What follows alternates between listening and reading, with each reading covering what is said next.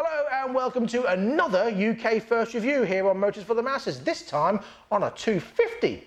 So let's roll the intro and get cracking. Crack! Hey, it's my line.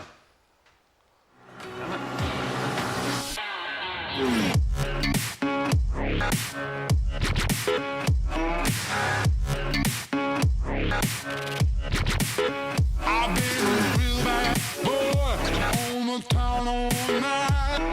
Starting to calm down with the morning light down in the dirt. So, what is it? Well, it's in the title, but if you didn't read that, it's a MASH Dirt Track 250.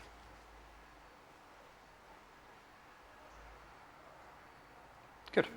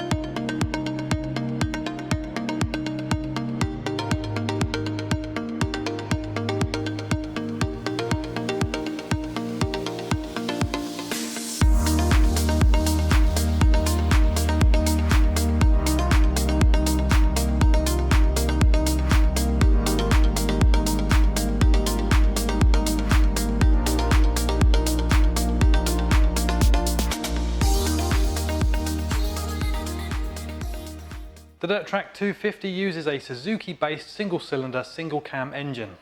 Believed to be derived from the Suzuki GN 250. Knocking out 20 brake horsepower using a Delphi EFI system. In the real world, that means this bike produces only 53 CO2s and has an MPG figure of, can you believe, 102. Yes, 102. Now that is damn impressive. With right way up forks on the front, the Dirt uses double piggyback suspension on the rear. Oh, you wrote it. Dirt. What can I say? Do it again. Right way up forks on the front, double piggyback on the rear. Oh dear, sorry, must have been late. So how does it stop? With the help of brakes. Okay, yes, by way of Bosch ABS system with 300mm front disc and a 220mm rear disc, and calipers, front and back. That's helpful. You're not. Tyres are Timsun with this fantastic cross-styled retro tread, which I really like. 110 on the front and A 130 on the rear. on 17-inch rims. So is it a chunker? Well, no, it isn't, with a dry weight of just 130 kilos. So is it big? Well, again, no, it isn't. With sizes similar to that of the 125 version, it's 2 meters long, 830 millimeters wide, and just 1.2 meters tall. With a seat height of just 780 millimeters. So pretty easy for those with short leg and body syndrome. Cue Nick.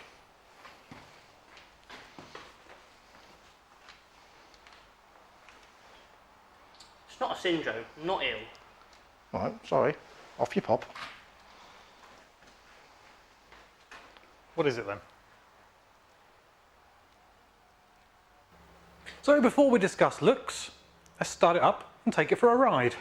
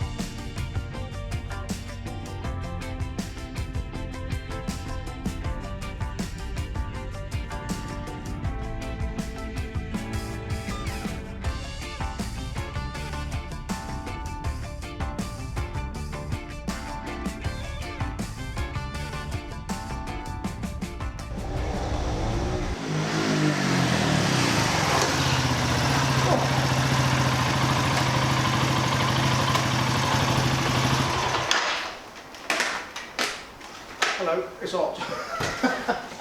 Right, you get your gear off, I'll shut the door. Sounds like a plan.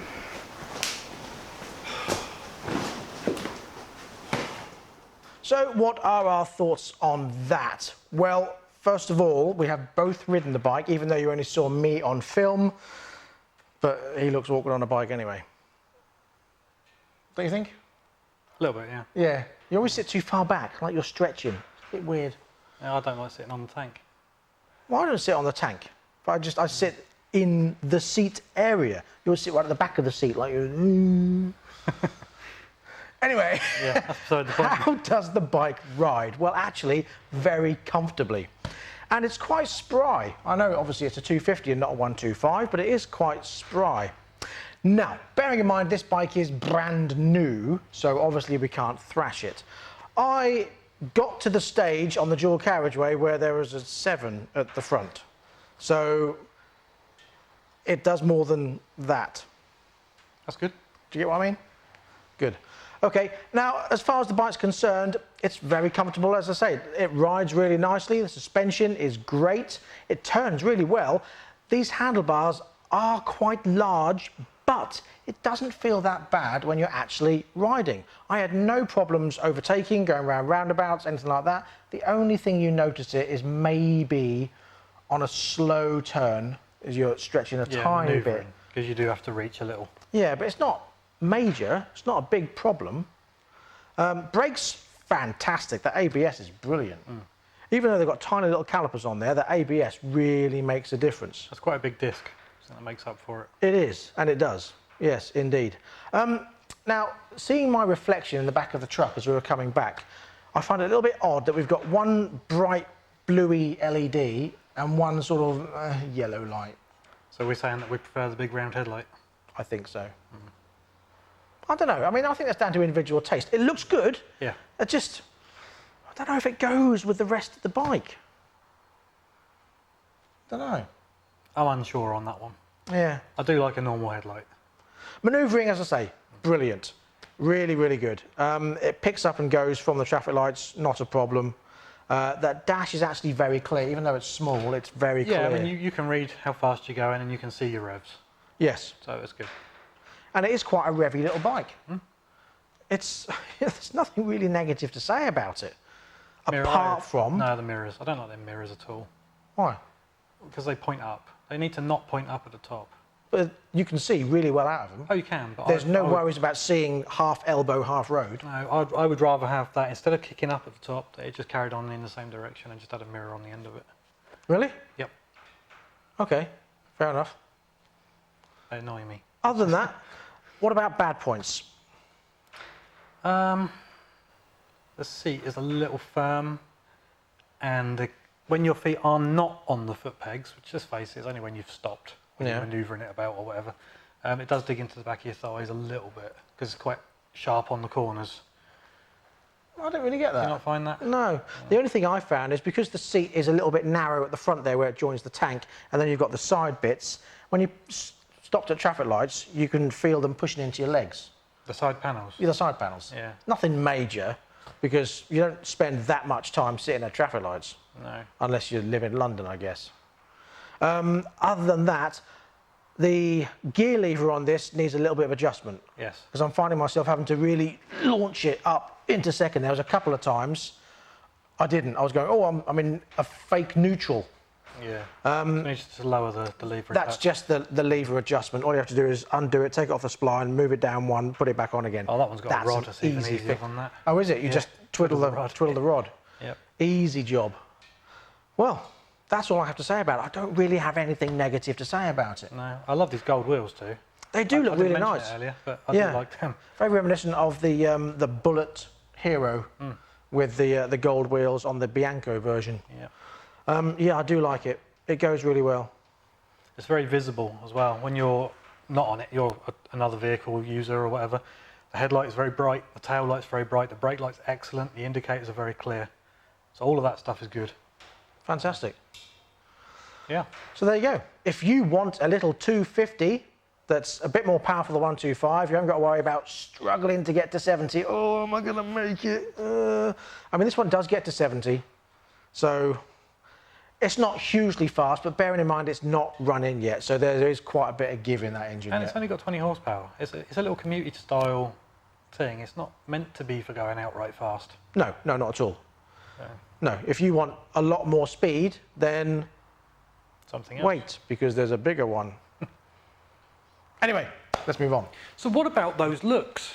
Bloody awesome. I love the way this looks and feels. Although these handlebars could still do with a couple of inches being lopped off. Great size tank for the bike's looks. Holding 14 litres of fuel. And a really nice dash, which is concise and clear, although a bit small. So let's focus on this dash for a minute. Well, the info button is on the right-hand switchgear, and you flick that button and you can change the brightness of the dash. With the engine not running. That's pretty good. Yeah. When the engine is running, that same switch changes between the odometer and the trip meter. However, that odo is quite small. It is. But it is quite easily switchable between miles per hour and kilometers an hour. Very handy. Yes. Hold the button. Switch it off. Switch it back on. Let go. Push the button again. There you go. Kilometers. Miles. There you go. Piece of cake. Now, these number plate brackets have always been a bit hit or miss. Personally, I like it, albeit a common feature on a lot of bikes these days. What about this headlight? Well, it's a bit Marmite, I get that. Yes, it is. Well, MASH have thought of that and given us this. Now, these come as an optional part on these bikes. They come with the brackets and a little loom adapter and everything, so you can fit that instead of that. So, which one do you prefer? Modern retro or full retro?